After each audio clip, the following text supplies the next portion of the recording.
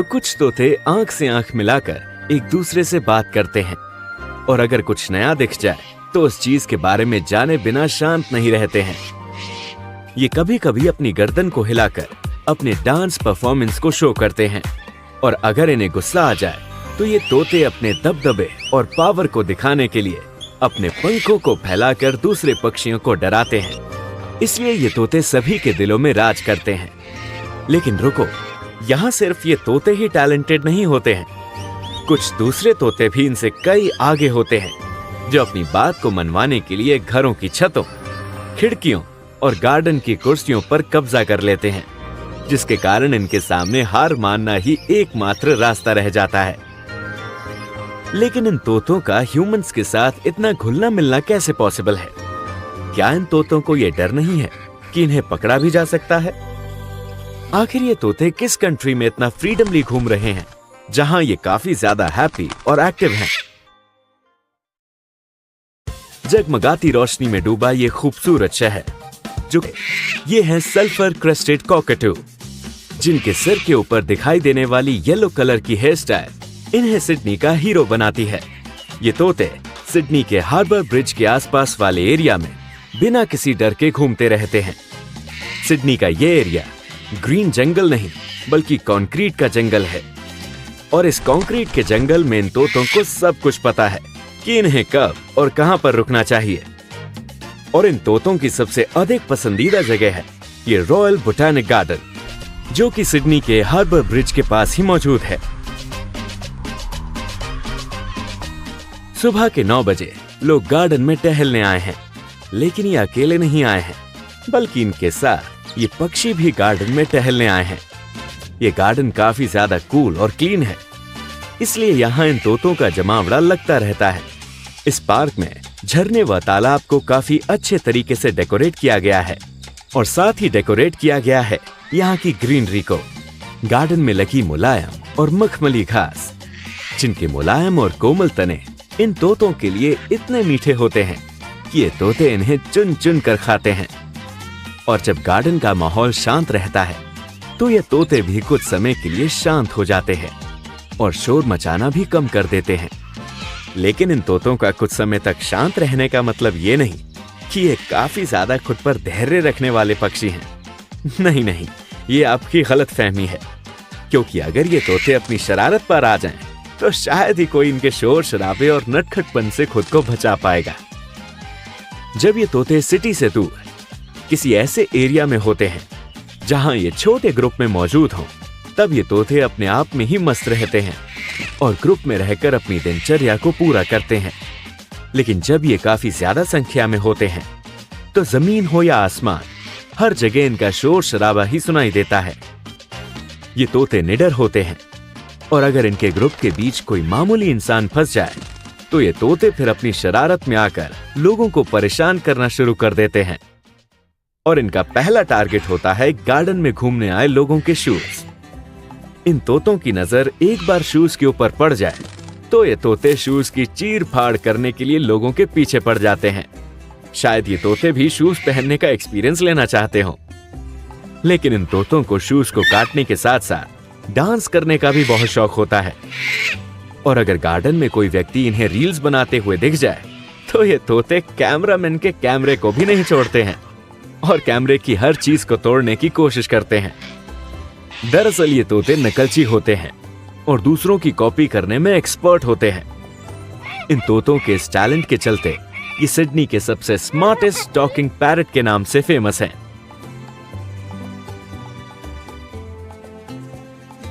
Sulphur crested cockatoo Sydney के तटीय क्षेत्र के आसपास भी सक्रिय रहते हैं। यहाँ ये तोते इंतजार करते हैं उन लोगों का जो यहाँ घूमने आते हैं। समुद्र के किनारे घूमने आए लोगों का स्वागत करने के लिए ये तोते तैयार रहते हैं और अलग अलग तरह की आवाज निकालकर खुद को एक संस्कारी पक्षी के रूप में साबित करने की कोशिश करते हैं। लेकिन इन तोतों का व्यवहार सभी के साथ एक जैसा नहीं होता है। जब ये तोते काफी ज्यादा सीरियस होते हैं तब ये कॉकटू किसी को भी खुद से बात करने की अनुमति नहीं देते हैं, तब वो जानवर चाहे कितना भी बड़ा क्यों ना हो। सीरियस मूड में ये तोते अनुशासन में रहना पसंद करते हैं। लेकिन बहुत कम चांस होते हैं जब ये तोते गंभीर हो जाते हैं, वरना ये तोते इतने जिज्ञासु होते हैं कि ये उन जानवरों के बारे में जानने की कोशिश करते हैं जो इनके आसपास मौजूद होते हैं, तब चाहे वो बिल्ली ही क्यों ना हो। ये तोता बड़े ध्यान से इस बिल्ली की ओर देख रहा है और समझने की कोशिश कर रहा है कि क्या इस कैट से फ्रेंडशिप की जा सकती है। बिल्ली की कोई प्रतिक्रिया न देखकर ये तोता बिल्ली को और नजदीक से टच करने की कोशिश करता है, लेकिन ये तोता इतना भी बेवकूफ नहीं है कि ये सीधा बिल्ली के साथ खेलना शुरू कर दे। इसलिए तोता उड़कर ऊपर से ही बिल्ली को घूरने लगता है और उसे समझने की कोशिश करता है। सिडनी ऑस्ट्रेलिया का सबसे बड़ा और सबसे पुराना शहर है। न्यू साउथ वेल्स का सबसे सुंदर माने जाने वाला ये शहर आधुनिक वास्तुकला और शहरी विकास का प्रतीक है, जहां की जनसंख्या 2023 में 55 लाख के करीब थी। लेकिन इस शहरीकरण के बीच सल्फर क्रेस्टेड कॉकटू कैसे सरवाइव कर रहे हैं? ऑस्ट्रेलिया में इन तोतों के ऊपर वैज्ञानिकों ने अभी तक काफी रिसर्च की है और उनके व्यवहार को समझने की कोशिश की है। सबसे ज्यादा फोकस उन सल्फर क्रेस्टेड कॉकटू के ऊपर रखा गया जो खुद को जंगल के अधिक सिटी में रखना पसंद करते हैं, और अगर बादाम जैसे ड्राई फ्रूट जंगल से अधिक सिटी में मिल रहे हों तो शायद ही कोई कॉकटू जंगल में रहना पसंद करेगा, क्योंकि ये तोते इतने होशियार होते हैं कि जैसे ही इन्हें पता चलता है कि कोई इन्हें बालकनी में मिलने आया है तो ये लंबी उड़ान भरकर बड़ी तीव्रता के साथ बालकनी पर आ पहुंचते हैं। इन तोतों का ह्यूमंस के साथ मिलना जुलना सबसे ज्यादा बालकनी में ही होता है। सल्फर क्रेस्टेड कॉकटू स्मार्ट ही नहीं होते, बल्कि ये इतने फ्रेंडली होते हैं कि ये लोगों के साथ हाय हेलो सीधे अपने पांव के पंजे के साथ करते हैं। बालकनी में खाना ही नहीं मिलता है, बल्कि साफ पानी भी मिलता है, और इनमें से कई तोते ऐसे भी हैं जो पानी के पेपर गिलास को खुद अपने पांव के पंजे से पकड़कर पानी पीते हैं। लेकिन इनमें से कई तोते गुस्सैल स्वभाव के भी होते हैं जो खुद को इंसानी हाथों से दूर रखने की कोशिश करते हैं। हार्बर ब्रिज को टच करते हुए ये नमी के बादल जो संकेत देते हैं बारिश का।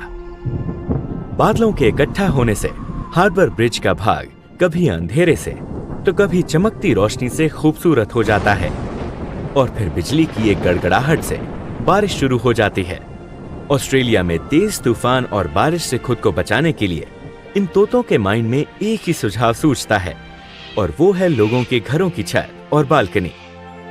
ये काफी संख्या में जमा हो जाते हैं जहां पानी की बूंदें इनके पंखों को छू ना सके, और इनमें से तो कुछ तोते ऐसे भी होते हैं जो खुद को बारिश से बचाने के लिए छाते का प्रयोग करने की कोशिश करते हैं। लेकिन अफसोस की बात यह है कि ये तोते नहीं जानते हैं कि छाते को कैसे खोला जाए। जंगल में रहने वाले कॉकटू सिटी में रहने वाले कॉकटू की तुलना में काफी ज्यादा सतर्क होते हैं। ये इंसानों को देखते ही उड़ जाते हैं और अपने नजदीक आने की अनुमति नहीं देते हैं, क्योंकि जंगल में एक से एक शिकारी मौजूद होते हैं, जिनमें से एक है ये मॉनिटर लिजर्ड, जो इस तोते की नजर में आ चुका है। खतरा देखते ही ये तोता जोर जोर से चिल्लाने लगता है और पंखों को फैलाकर लिजर्ड को दूर भगाने की कोशिश करता है। जंगल में रहने वाला सल्फर क्रेस्टेड कॉकटू सबसे ज्यादा बुद्धिमान होता है, जो जंगल की हर एक चीज के बारे में बारीकी से जानता है कि जंगल का कौन सा कोना उनके लिए सबसे ज्यादा सुरक्षित है। ये तोते जमीन की सतह पर बहुत कम आते हैं और अधिकतर पेड़ों के ऊपर ही बैठे रहते हैं। इनका अधिकतर भोजन ऊंचे पेड़ों पर लगे फलों और पत्तियों से ही प्राप्त होता है, और अगर जंगल में इन तोतों के पास न्यू एक्टिविटीज को करने के लिए कुछ समय मिल जाए तो वाइल्ड क्रेस्टेड कॉकटू पेड़ों की छाल को तोड़ने या खींचने लगते हैं, क्योंकि जंगल में टाइम पास करने के लिए इन तोतों के पास सिर्फ यही एक तरीका है। ये कॉकटू अभी फिलहाल घोंसले का चुनाव करने में व्यस्त हैं। ये देख रहा है इस पेड़ की मजबूती को और साथ ही देख रहा है इसकी ऊंचाई को। बड़े ध्यान से और गंभीरता के साथ घोंसला देखना एक सबसे बड़ी जिम्मेदारी है, क्योंकि यही एक जगह है जहां इसकी संतानें जन्म लेंगी। लेकिन घोंसला कितना सुरक्षित है, उसके लिए नर को मादा के सुझावों की जरूरत है। मादा की अनुमति के बिना यहाँ अंडे नहीं दिए जा सकते हैं। लेकिन लगता है कि दोनों ने डिसाइड कर लिया है कि यही एक उचित जगह है जहां चूजे सुरक्षित रह सकते हैं। वाइल्ड सल्फर क्रेस्टेड कॉकटू से भी सुंदर तोते ऑस्ट्रेलिया के सूखे क्षेत्रों में पाए जाते हैं, जो दिखने में हूबहू क्रेस्टेड कॉकटू जैसे ही होते हैं, लेकिन इनके शरीर पर दिखने वाला कलर इनको क्रेस्टेड कॉकटू से भी अधिक सुंदर बनाता है। ये है हैंडसम मिचेल कॉकटू, जिसे पिंक कॉकटू बोलना गलत नहीं होगा। सल्फर क्रेस्टेड कॉकटू की तुलना में इन तोतों की जनसंख्या ऑस्ट्रेलिया में कम है। इन तोतों की जनसंख्या में तेजी से कमी आ रही है। ये तोते लोगों के प्रति कम जिज्ञासु होते हैं। इनमें मेल और फीमेल दिखने में एक जैसे ही होते हैं और इनके पंखों के बीच दिखाई देने वाला गुलाबी कलर इनको काफी आकर्षक बनाता है। और सबसे ज्यादा आकर्षक बनाता है तो वो है इनके सर के ऊपर दिखाई देने वाला हेयर स्टाइल।